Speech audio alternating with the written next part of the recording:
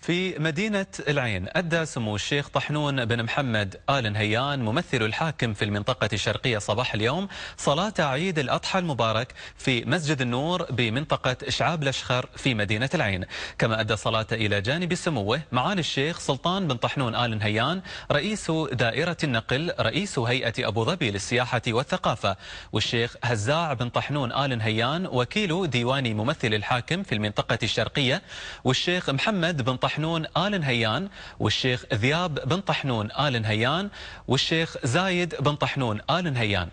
وتوجه المصلون بالدعاء إلى الله تعالى أن يتغمد المغفور له الشيخ زايد بن سلطان آل نهيان بالرحمة والغفران، وأن يحفظ صاحب السمو الشيخ خليفة بن زايد آل نهيان رئيس الدولة ويتم عليه نعمة الصحة والعافية.